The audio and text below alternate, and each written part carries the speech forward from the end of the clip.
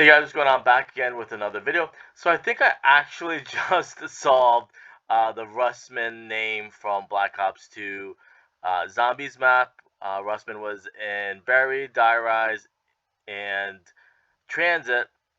And I think for a while, actually, literally probably for about 12 years, nobody really knew much about his name. I think even in the game, in the intro cutscene, you'll see he doesn't even know who he is or his name or anything like that. But it was actually a huge hint to the final map that we're going to get. And funny enough, I solved this because I was getting together some information for another solve about how, like, you can see now looking back.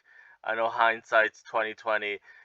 Looking back, how Jason Blundell changed the Jimmy Zielinski maps and where they were going to be and a couple stuff like that, which I'm not going to go into right now, but I am making another video where, like I said, I talk about stuff that got changed over the years, and you'll see this is probably another good example of how stuff got changed. But like I said, um, we still don't know too much about the transit crew. A lot of it didn't get flushed out. A lot of stuff got changed, like I mentioned. Time and console constraints happened back then, so we don't really know too much about the transit crew. We did get some stuff in Black Ops 4, but obviously that was kind of, in a way, maybe even shoehorned in just to kind of, fix the whole chaos story issue that was going on.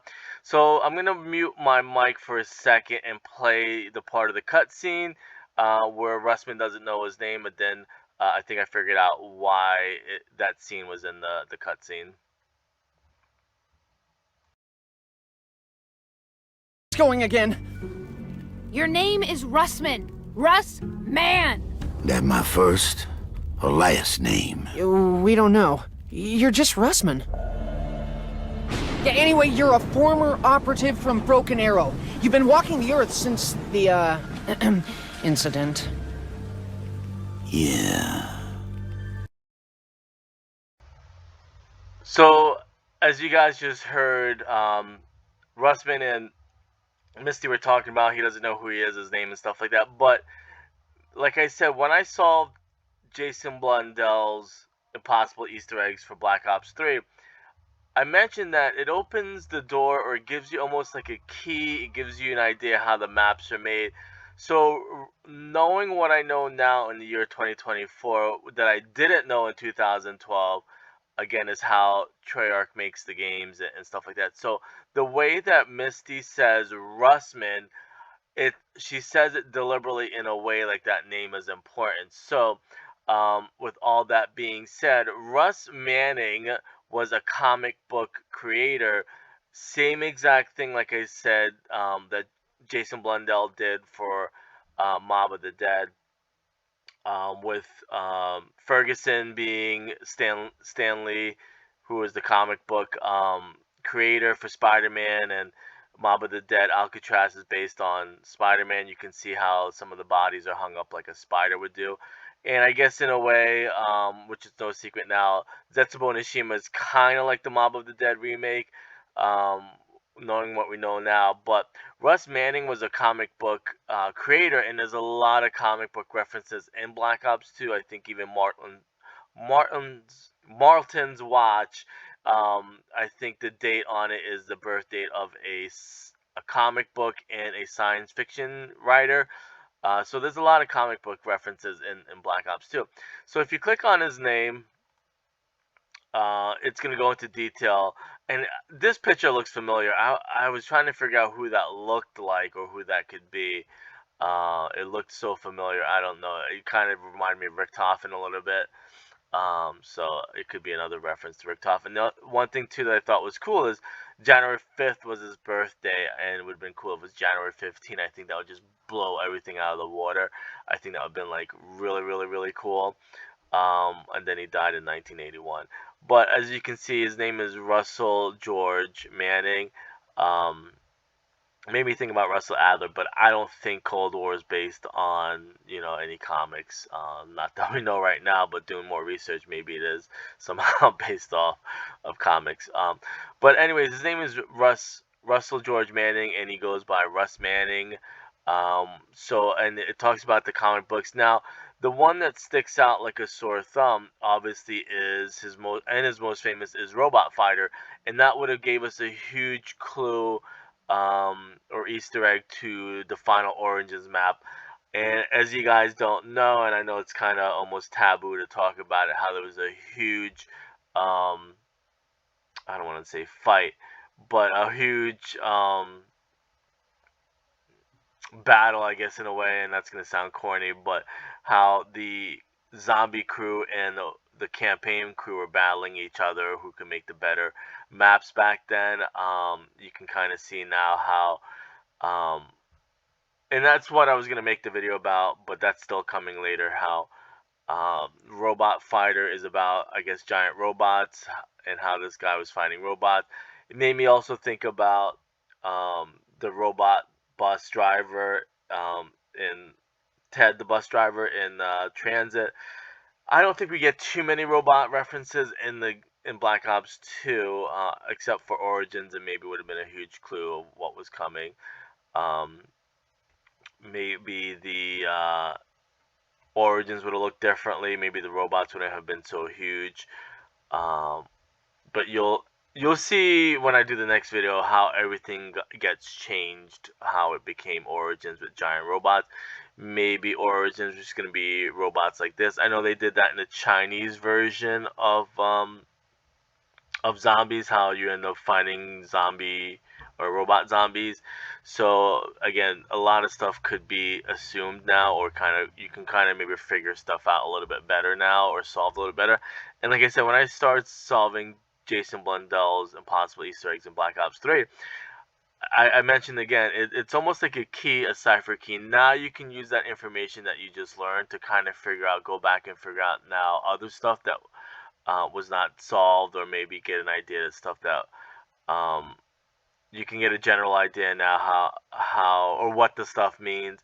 And again, I've also mentioned that the unfortunate thing with YouTube is first person to put up a video makes the most money, gets the most views, gets the most subs. Even if that information's completely garbage and wrong, the faster you get it up, the people start believing it, and it's just kind of the way the news is and stuff like that. You post anything in the news, people believe it, and that's where the term, I guess, fake news came from. But that's the unfortunate thing again about YouTube is I don't think anybody's made a video about his name. We kind of just were just a little bit passive about it. But now that you know that Russman was a comic book writer and creator, now you could have seen back then if people, instead of rushing up videos, Googled or trying to figure out what Misty and him were talking about, I guess it would have hinted. Well, obviously, looking back now, I know stuff got moved around, and that's what my other video is going to be about, is that, like, stuff got moved around, maps got moved around, maps got changed when, I guess, Transit did really bad, and they realized the campaign crew was doing a better job. I wouldn't say they were necessarily doing a better job, but people like their maps a little better, and obviously that is because Jason Blundell put a ton of wonder weapons in the game, in his maps, and it made it easier. You can complete the Mob of the Dead Easter egg within like 10 or 15 minutes. I did it by myself I swear to you, within like 10 minutes, you can complete Mob of the Dead Easter egg. If everything hits perfectly, or you know what you're doing, you can complete.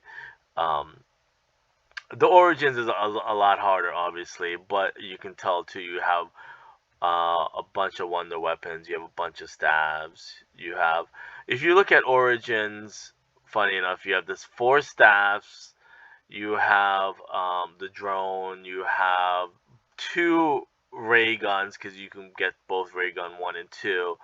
I think the LMG was a kind of like a wonder weapon in there too, but that's hard to get out the box. What else in Origins? There's, the golden helmet, golden shovel. You could dig a lot of perks and stuff like that. So his maps were notoriously easy, and that's why Vanguard gets so much hate. Vanguard is bare bones. If you suck at zombies, you're not gonna like Vanguard. But I still like bringing that up just to remind people that Vanguard gets a lot of hate because you have to be really good. Or at the time, I'm sure stuff got nerfed back then. I know they did Shino Numa again. Stuff got changed, but this is giving you an idea now. You can be able to look back and see how stuff got changed, what was going on back then, give you an idea of what Origins could have looked like before before Jason Blundell took over. I didn't go too much into his name, but let me just go back a little bit. I mean, he was basically a comic book artist. He created a bunch of stuff. Eventually, it got sold to Acclaim. I think he just kind of sold his company and stuff like that. But we never got any robot. That would be kind of cool if they ended up doing that. You know, maybe that was leading into the next game. What was after? It was Ghost, and then after that was um, Advanced Warfare Zombies, but those weren't mechanical robots, right? No, those weren't mechanical zombies, right? No, those are regular zombies. But anyways, this is just to give you an idea. Again, like I tell people, this is just to kind of get you going if you want to do research. I literally just figured this out a couple minutes ago, but I'm going to click on some other stuff. Dark Horse Comics, I know Call of Duty did some stuff with that, so... and Star Wars, I guess, is also in Zombies. Dark Horse Comics used a couple, or Treyarch used a couple stuff from them. But I'm going to click on some other stuff. I'll see you guys later.